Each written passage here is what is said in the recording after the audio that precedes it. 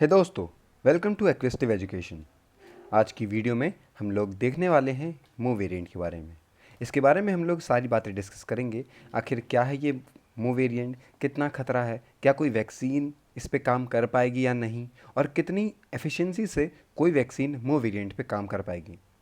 और ये भी देखना काफ़ी इंटरेस्टिंग रहेगा कि आखिर मो वेरिएंट जो है वो किस एरिया पे, क्योंकि आप लोग को पता है जितने भी कोरोना वायरस के अलग अलग वेरिएंट्स आए हैं वो एक पर्टिकुलर एरिया बेस्ड हैं। मतलब कि हर एक एरिया पे एक अलग अलग आए, जैसे कि डेल्टा, डेल्टा प्लस, ये सब इंडिया से निकले थे। तो आप मान सकते हैं इस तरीके से मो वेरिएंट कहाँ का है और क्या इसके आगे भी कोई और वेरिएंट आएंगे, उन सभी के बारे में हम आज की वीडियो में डिस्कस करेंगे। तो वीडियो को ज़रूर से पूरा देखिएगा अगर आपको सब कुछ समझना है मो वेरिएंट के बारे में। बढ़ते हैं आगे इस वीडियो में और देखते हैं मो वेरिएंट और कितना खतरा है ये भी हम देखेंगे।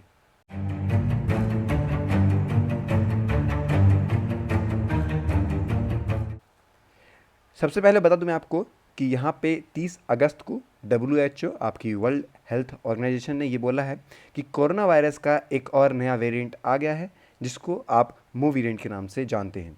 इसका जो लिंकेज है वो B1621 वेरिएंट से है और उसको मो के नाम से बताया गया है। मो क्या है? मो 12th लेटर है ग्रीक अल्फ़ाबेट का। ओके, और ये पहली बार डिटेक्ट करा गया था साउथ अमेरिका के कंट्री कोलंबिया में जनवरी 2021 के अंदर। ओके, तो और इसे अब डिटेक्ट करा गया था। समझ रहे हैं आप कि ये जनवरी के महीने में आया था, लेकिन अब हमारे साइंटिस्टों को पता चला कि ये कुछ इस तरीके से जो वेरिएंट है ये कोलंबिया में आ चुका है। ओके, आगे और बात करते हैं और देखते हैं कि आखिर जो वेरिएंट है ये वेरिएंट कितना ज़्यादा इंटरेस्टिंग है या फिर इसके जो कंसर्न वो कितने ज़्यादा हैं। देखिए, जैसा कि आप सभी को पता है कि हर एक जो वायरस हैं वो अलग अलग म्यूटेंट के हैं, अलग अलग टाइम पे अलग अलग तरीके से वो स्प्रेड हो रहे थे। किसी पे वैक्सीन काम कर रही थी, किसी पे नहीं कर रही थी, किसी पे कोई मेडिसिन जो कि बहुत कॉमन मेडिसिन है वो भी काम कर रही थी, और कई सारी ऐसी आप कह सकते हैं वेरिएंट थे जिसमें सर्वाइव करना बहुत मुश्किल था। तो यहाँ पे भी एक नया जो ये वेरिएंट आया, मो वेरिएंट, ये वर्ल्ड वाइड फैल चुका है और आप मान भी सकते हैं। तो इसके बारे में भी आगे काफ़ी सारी बातें हैं, जैसे कि जो मो वेरिएंट है वो 5th वेरिएंट ऑफ इंटरेस्ट है। मतलब कि ये 5th जो तरीका है, आप कह सकते हैं एक अलग तरीके से 5th जो है वो आया है। इससे पहले भी कई सारे आ चुके हैं, ईटा, लोटा, कापा, लेमडा, और उसके बाद आपका मो वेरिएंट आया था।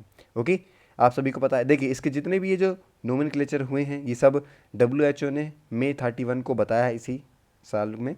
जो ईटा था ये आप मान सकते हैं ये लिंकेज है B1525, और ये आप कह सकते हैं बहुत सारी कंट्रीज़ में एक टाइम पे ही दिसंबर 2020 में फैला था। फिर लोटा जो है इसका लिंकेज है B1526, और इसको पहली बार डॉक्यूमेंट करा गया था यूनाइटेड स्टेट्स के अंदर नवंबर 2020 के अंदर। कापा आता है उसके बाद B1617.1, जो कि इंडिया में देखा गया था, आप मान सकते हैं अक्टूबर 2020 में। आपको जो लिंकेज है ये याद करना इतना इंपॉर्टेंट नहीं है, लेकिन जो बातें हैं कि ईटा कहाँ पे फैला था, लोटा कहाँ पे आया, कापा कहाँ पे आया, ये सारी चीज़ें बहुत ज़्यादा ज़रूरी हो जाती हैं। इसी तरीके से लैम्डा भी आपका, जिसे आप पेरू वेरिएंट भी बोलते हैं, और पहली बार इसे कई कंट्री में देखा गया था दिसंबर 2020 के अंदर। ओके, उसके बाद क्या हुआ मैं बता दूं आपको। जो आपका मो वेरिएंट है इसके जो जेनेटिक चेंजेस हैं वो काफ़ी ज़्यादा प्रिडिक्टेबल रहे हैं, जिससे कि आपको पता लग जाता है कि ये वायरस जो है कितना ज़्यादा ट्रांसमिट कर सकता है लोगों में, इसकी जो डिज़ीज़ होगी वो कितनी ज़्यादा भयानक हो सकती है, और ये किस तरीके से हमारे इम्यूनिटी सिस्टम पे असर करेगा। ये सारी बातें हमें पता लग जाती हैं जब भी हम उसके जेनेटिक चेंजेस को देखते हैं, तो उससे हमें अंदाज़ा हो जाता है साइंटिस्ट को। ओके, इसके आगे ये बता दूं मैं आपको, ये जो वेरिएंट था इसे आइडेंटिफाई करने के लिए, या फिर आप मान सकते हैं इसका जो जिस तरीके से ये ट्रांसमिशन करता है तो वो कम्युनिटी ट्रांसमिशन करता है। मतलब कि एक साथ कई जगहों पे बहुत तेज़ी से ट्रांसमिट हो सकता है। ओके, इसके साथ साथ उन्होंने यहाँ बताया कि ये काफ़ी ज़्यादा रिस्क रहता है पूरा ग्लोबली जो पब्लिक हेल्थ है उसके लिए भी। ओके, ये सारी बातें उन्होंने इस वाले वेरिएंट के लिए बारे में बताई हैं। आगे बताऊं मैं आपको, जैसे कि आप लोग को पता होगा अल्फ़ा, बीटा, गामा, डेल्टा, ये भी अलग अलग वेरिएंट आए थे। अल्फ़ा आपको पता है कॉमनली यूके वेरिएंट भी इसे कहा जाता था, क्योंकि यूके में पहली बार सितंबर 2020 में पाया गया था, और इसके बाद ये इस टाइम पे 193 कंट्रीज़ में फैल चुका है अल्फ़ा। बीटा की बात करें तो साउथ अफ्रीका वेरिएंट है ये। ओके, साउथ अफ्रीका में पहली बार इसको मई 2020 में लाया गया था, और उसके बाद अब बीटा जो है वो 141 कंट्री में फैल चुका है। गामा आया था, गामा में बता दूं आपको ब्राज़ील वेरिएंट भी इसे कहते हैं, और इसे पहली बार ब्राज़ील में नवंबर 2020 में पाया गया था। 91 कंट्रीज़ में अब तक फैल चुका है। डेल्टा की बात करें तो इंडिया में वेरिएंट ये आया था अक्टूबर 2020 के अंदर, और इस टाइम प्रेजेंट टाइम पे ये 170 कंट्रीज़ में जो है वो फैल चुका है। और सबसे ज़्यादा जो ट्रांसमिसिबल है वो डेल्टा वेरिएंट ही है, क्योंकि आप लोग ने देखा होगा जो सेकेंड वेव आई थी कोरोना वायरस की, वहाँ पे कई सारी हमें डेथ नोटिस हुई थी, रिकॉर्ड करी गई थी, और इसने बहुत बुरा हाल कर दिया था अप्रैल से मई में इस साल में ही, आप लोग को पता होगा। तो मूव वेरिएंट जो है वो उसका क्या आप कह सकते हैं अलग अंतर है कि बाकी जो वायरसेस हैं उनसे क्या अलग अंतर है इसका, कितनी ज़्यादा ये ट्रांसमिट कर सकता है लोगों में, ये सारी बातें भी और डिस्कस करते हैं। देखिए, सबसे पहले बता दूं मैं आपको कि मूव वेरिएंट को 31 अगस्त में WHO ने बता दिया कि ये एक तरीके से जो वेरिएंट है ये पाया गया है। ओके, इसके बारे में बता दिया कि इसे हम लोग 21H कह सकते हैं, जो कि इसका नोमेनक्लेचर दिया गया था। इसके साथ साथ यहाँ पे ये बताया गया कि ये जो है ये इम्यूनिटी सिस्टम पे ज़्यादा आप कह सकते हैं यहाँ पे पोटेंशियल रखता है कि इम्यूनिटी सिस्टम पे अटैक करेगा।